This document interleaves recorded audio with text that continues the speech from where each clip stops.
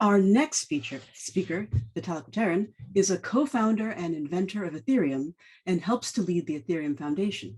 He'll be talking about algorithms and mechanisms for funding public goods, giving a view of the latest thinking around novel public funding experiments and exciting new projects in the ecosystem. Thank you very much, and it's good to be here. So I will today focus on some public goods funding in the Ethereum ecosystem, and some of the very specific experiments and specific learnings that the Ethereum ecosystem has had from its attempts to fund public goods that the ecosystem needs in order to survive and prosper, and just see how some of those learnings might be applicable to public goods funding in the future. So blockchain communities are a very natural fit for public goods, interestingly enough. I say this is interesting because a lot of the early ideology of blockchains is really focused on private goods. It's focused on things like creating really powerful and robust individual property rights, creating markets, creating systems for trade, creating decentralized exchanges, and similar things. But public goods are actually hugely important to blockchain communities. So just to give a few examples of this, public goods that are critical for things like the Bitcoin community, the Ethereum community, other blockchain communities to survive. Open source client code is a very big one, right? So to connect to the Ethereum network, you need to have an Ethereum client. The Ethereum client interprets the Ethereum rules. It needs to be able to process transactions quickly. Work needs to go on into making the clients upgrade and support all of the latest protocol features that the community wants to add. You need a whole lot of very hard work on optimization to increase scalability. Like even the Ethereum blockchain itself, it's the gas limit has increased by a factor of 5 since the platform launched in 2015. And there's just a lot of work that went into that and went into simultaneously making it safer. So open source client code is a public good. If you create a client, a piece of software that someone can use to connect to the network, then you basically have to make it open source, because if you don't make it open source, then people are not going to trust it. And if you do make it open source, then anyone can go and copy it. So you either are offering it to the entire community, or you're offering it to no one, right? So that's a classic example of public good. Protocol research, the math, cryptography, analysis, auditing, everything that goes into actually creating upgrades to the Ethereum protocol, 100% public good. Documentation, things to help people understand what's going on in Ethereum, things that help people actually get into Ethereum, understand what the different parts of the ecosystem are up to, how to use some different pieces of software, also very much a public good. And community building, like just doing things like running meetups, running online events, running just doing all sorts of activities to help people in the community link together and talk to each other. There's definitely a private good component to that. Like if you run a meetup, then theoretically you could charge for it and people would be willing to pay because they want to listen. But there's also very large positive spillovers that happen as a result, right? Like if someone does understand the Ethereum ecosystem better, they're more likely to contribute. And so if you just try to run all of that community building with a kind of private goods oriented mechanisms, like making people pay to attend everything, then you're going to end up getting much less community building work happening than the amount that actually makes sense for the community. So in blockchain communities, public goods are hugely important, and public goods are, I think, more important even than private goods. So if public goods are so important, then there's this next question, right, of how do we actually fund the public goods? So the problem of funding public goods can be broken up into two major subproblems. One subproblem is, where does the money come from? And the second subproblem is, what mechanism decides who receives the money? So where does the money come from, right? So in the crypto community in general, I think there's 4 major sources that we've seen. One is individual donations. There have been plenty of cases of individuals donating money to core developers, individuals donating money to teams. This happens all the time. Corporate donations are another one.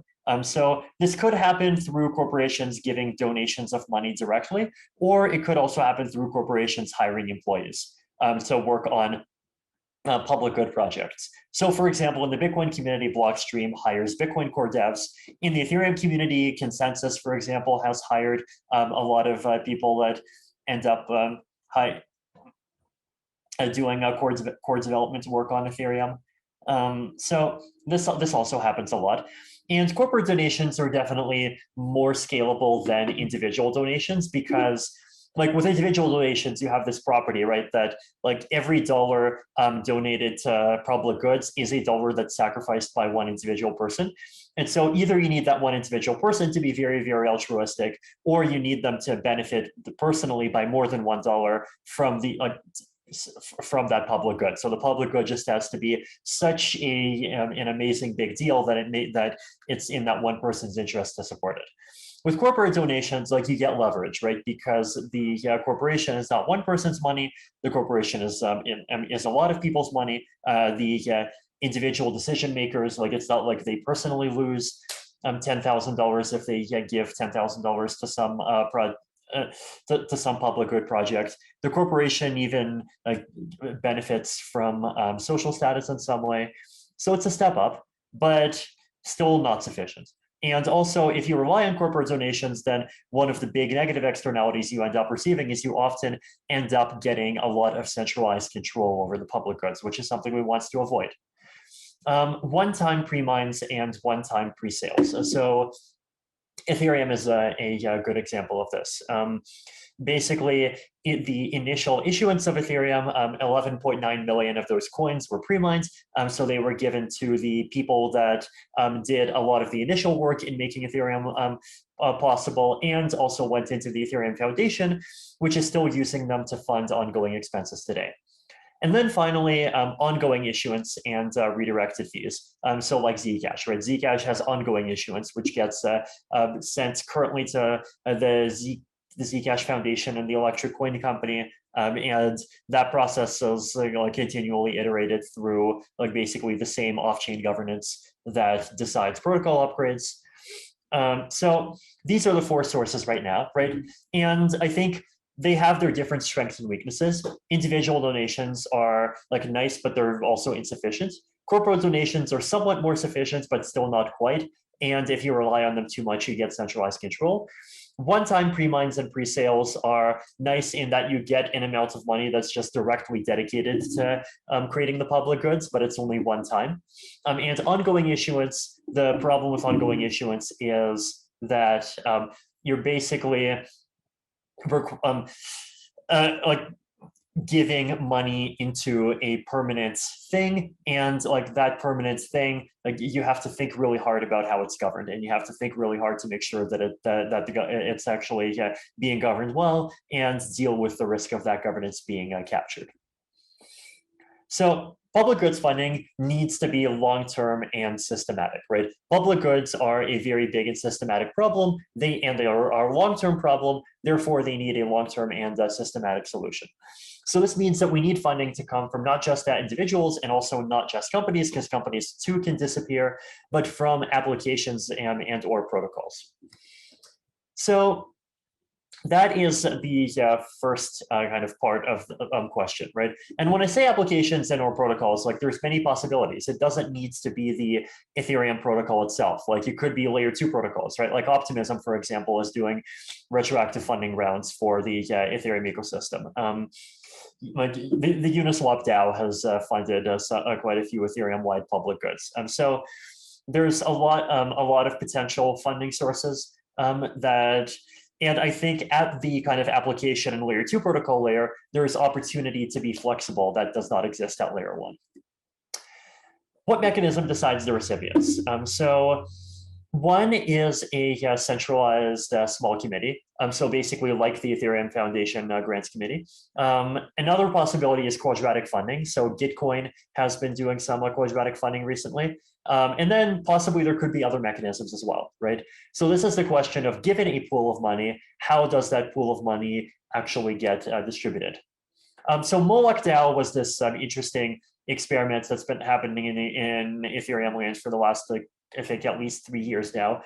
Basically, it's a DAO consisting of some major like ETH holders and Ethereum contributors, and they just pool some of their money together, kind of assurance contract style.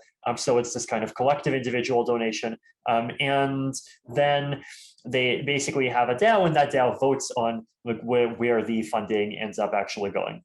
So Moloch DAO has funded a lot of interesting things, and definitely it's funded some kind of ecosystem reports. It's funded Tornado Cash. It's funded some a lot of other things. So it is small. The amount of funding in it is not huge, but it's I'd say it's still one of those kind of alternative grant givers that's been punching above its weight. Gitcoin grants. So this is an experiment in quadratic funding, right? This is this quadratic voting inspired mechanism for choosing where public goods get funded to. And it's a type of voting, except you basically vote by giving donations. And the donations that individuals give are small, but then there is also this central matching pool, and the matching pool gets allocated between the projects using a formula that takes into account how many donations each project got and from how many different people those donations came from. So Gitcoin grants has been running in the Ethereum ecosystem for a few years. Community grants, some infra grants. So there's these different sections for grants. There's one round roughly every 2 or 3 months. So we see a lot of interesting projects get funded on the community side. A lot of interesting projects get funded on the infrastructure side. A lot of other projects have been funded lately. And it has become a very stable source of revenue for, I think, at least some participants. Like Bankless, for example, gets a significant amount of funding every round. I think Bankless is definitely getting funded enough that David and Ryan can basically have have enough to be able to live comfortably. This is $30,000, and they're getting amounts roughly on this order once every couple of months. Ethereum Magicians, ETH Hub imports community resource, and then some Ethereum clients, some Umbra, and other interesting privacy solution. So a lot of things have already been funded by Gitcoin grants, and Gitcoin grants is interesting, right? Because anyone can vote, and so it really does kind of source this very wide and diverse community input. And so it ends up funding different projects from the kinds of projects that retro funding the projects that kind of more centralized committees end up funding by themselves. So now, right, retroactive funding. So retroactive funding is this new idea that I have been working on with Optimism, and actually Optimism's retro funding round 1 recently finished, and they released the results about I think a week and a half ago. And the idea with retro funding is, instead of funding projects in anticipation of future work, you fund them in recognition of work that has already been done. So instead of the retro funding mechanism having the job of making predictions, where making predictions is hard and often relying on these kind of conformist voting mechanisms to make predictions just leads to them missing really important things. Instead, you just let people do whatever projects they want to do. And if something happens that turns out to have a really good impact, then they can vote, make this, basically vote to reward that project for the work that they did. If there are projects that are considered long shot bets at the beginning, but succeed at the end, and they still need money to be funded, then you could combine retroactive funding with an investor ecosystem, right? Investors could invest in public good projects, and then if that project succeeds and if that project gets a retro reward, then some of that retro reward could also go to the investors. Now, obviously, for this to work, there has to be a pretty big sized retro funding pool and a pretty consistent retro funding pool. But this is one of the nice things about Optimism doing this, right? Their roll-up is getting hundreds of thousands of dollars of transaction fees every day. And Now, obviously, like, most of that has to go to paying the sequencer, but to paying gas fees for the call data on L1, but some of that still goes to like basically excess profits for the sequencer. And the plan is to take a lot of that revenue and put that into these retro rounds. So retro round 1 was $1 million, and it's likely that the retro rounds are going to be bigger in the future. So now, of course, with retro funding, like there's still the question of like, well, what kind of voting mechanism decides like how this funding actually happens, right? And with retro funding, we're like, the optimism experiment is taking this interesting route using what we call badge holders, basically a medium-sized set of technical experts that are at the beginning handpicked, but then over time, mechanisms can be added to kind of choose and add new ones in a more decentralized way. And so it's not coin voting. It's like, as I've written in other contexts, I think cryptocurrency governance needs to move beyond this kind of this idea that pure coin voting is the only legitimate kind of decentralization. So this badge holder thing is interesting as an alternative. It's not coins, but it's also a much bigger committee than you would get in pretty much any traditional centralized team. So where is this all going to go in the future, right? I think, first of all, public goods funding in Ethereum is necessary, and public goods funding has to be systematic. And I think more public goods funding in Ethereum is going to be possible. I think we're going to see more large-scale application protocols and layer 2 protocols on Ethereum helping to fund public goods, both within their own ecosystems and within the broader Ethereum ecosystem. And I think once they are large enough within the ecosystems going even far beyond Ethereum. Like, I want to see Ethereum-based public goods funding and Filecoin-based public goods funding gadgets collaborate on, say, funding the open source virtual reality ecosystem, or funding open hardware, or even funding life extension research. I think once these mechanisms get big enough, they are going to be big enough that they'll be able to have a scope of concern far beyond these crypto ecosystems themselves. And they're going to be a potentially significant part of how hopefully humanity ends up building the 21st century. Now, of course, big vision, very dependent on crypto and blockchains continuing to succeed in order to be able to actually have the funding to realize that. But we'll see how it happens. And also, as these funding projects get bigger, ecosystems are going to form around these funding mechanisms, right? So there's going to be, I think, very soon what I call the first quadratic freelancer, like the first people who actually make enough money off of these quadratic funding rewards that they just rely on it as their source of income. I think Bankless might even be probably very, very close to there already. Well, I mean, they basically are there already, though they also have some other revenue from sponsorships, and they're doing some other things as well. Eventually, we're going to see people doing kind of creating second layer infrastructure around these funding mechanisms. So things like quadratic funding block explorers, and then those projects themselves would get funded through quadratic funding or through retroactive funding. Eventually, we're going to see investors invest in early stage public good fund projects, early stage individuals or teams, partially in the hopes of getting rewarded through retroactive rewards. So as these projects get bigger, as these projects get more sustainable, then hopefully we're going to start seeing these ecosystems form, and then we are going to see this kind of very large and systematic ecosystem level wide effort on making sure all of these really important things in the Ethereum ecosystem and beyond actually can get funded. Thank you. Thanks, Vitalik. That was a really great view on how we can take a long-term and systematic view to supporting public goods. And we actually have some time for questions. So I think I will highlight a few, if you don't mind, from the chat. I believe the first question had to do with what an exit looks like in this structure. And so if we're talking, this is a question from Daniel Irwin in the chat. If we're talking about investing in the public, what does the exit look like? Is it like getting, elected to run things, how else can you measure that the broader masses are better off or happier in this system? I mean, I think in general, measuring impact is an incredibly complicated problem. I don't claim to have like very good solutions. I think like ultimately any mechanism that does get developed is going to have to be like what we call some kind of DAO with some kind of governance. But then like that's if it needs to be part of the protocol. But otherwise, like these rounds and the results are all completely open. The processes are transparent, so they're definitely fully available for anyone who wants to study and try to make conclusions off of the results to do that.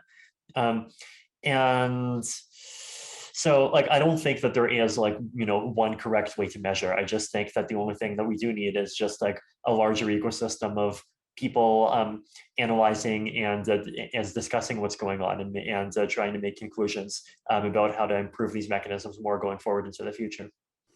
Thank you for that. And I believe there was a question earlier from Dave Mackey about how does retroactive public goods funding scale? Can you sort of model that for us?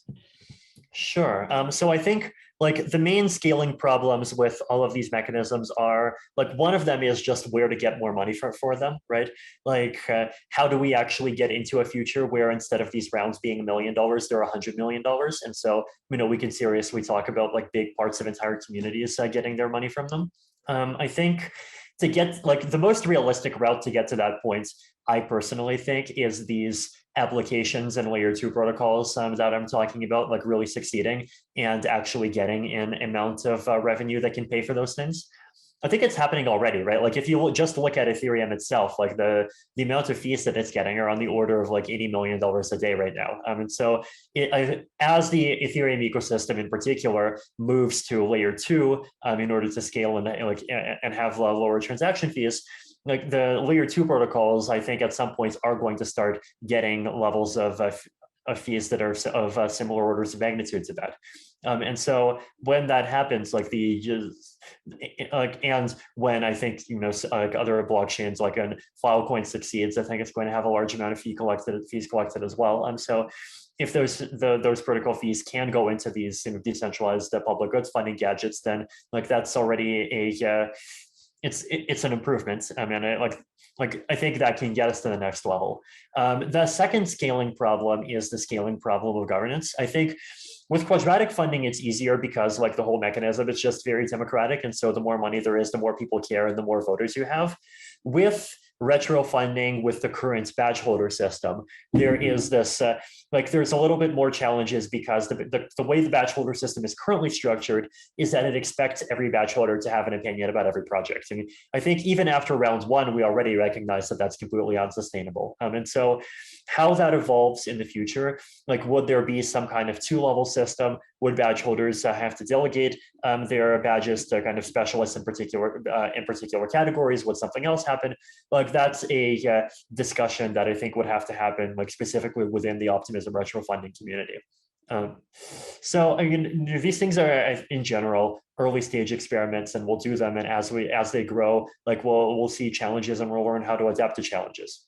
Thank you. I've got just a few more. I've got a question here from Ben Reinhardt relating to time scale. He mentioned that our first speaker, Juan, most of the things Juan was talking about in his presentation won't be valuable until long into the future, and it'll require a lot of capital to get there. Is retroactive public goods funding applicable there? I think it absolutely could be. It's one of those places where retroactive public goods funding could actually be really great. I think in order for that to actually work, though, people need to have confidence that this retroactive funding ecosystem actually will exist 50 years in the future, right? And like that itself is a big kind of legitimacy hump. Like I think 5 years ago, people were not convinced that crypto would be here 5 years in the future. And a lot has changed over the last 5 years already, right? And crypto, I think, is increasingly establishing itself as a major player of this new world that we're coming into, right? Especially with major protocols literally having higher market caps with with major banks and like being at the forefront of like say funding like a large portion of all the cryptography research out there, and also at the forefront of funding a lot of the life extension research out there. So it like I personally am more convinced than ever that crypto will be around in 10 years, will be around in 20 years. What it will be like in 50 years, and will crypto in 50 years be committed to making retroactive rewards? Again, it's an open problem. I think creating the like institutions that give people comfort that such things actually will happen is probably one of the big problems, one of the big challenges of the whole thing. I guess we'll see. I don't think there's a good answer now. I just think we have to be aware of this as a problem and just work toward kind of like creating these structures and then stabilizing them so people can be confident that they'll continue to exist further in the future. Thanks a lot. And I have a question here that I think might be a clarification that some listeners may really appreciate from Cedric Barney. What is the difference between retro public goods funding and prizes? I mean, I think arguably retroactive public goods funding is just another word for prizes. But I think in practice, the word prize tends to refer to prizes that are kind of relatively kind of specified within a particular category, right? Like, there's like the X prize for like me doing some very particular space travel exercise. There's like the Methuselah mouse prize for like making a mouse live 10 years or whatever the number of years is. And so retroactive public goods funding is much more generic. It just says, if you create anything that has a positive impact that gets recognized, then it can get rewarded, right? And that's really powerful because like it captures the long tail, right? It's not just about a few specific things that like the designers or funders today have are excited about and have high opinions of. It's like it's something much more open-ended that could capture things that are recognized as being important tomorrow. So like that obviously comes with higher governance challenges as well, because like you need to have this like open-ended or governance process that determines like what level of value some project provided in general. But like that's like trying to iterate toward that is the point of a lot of these experiments.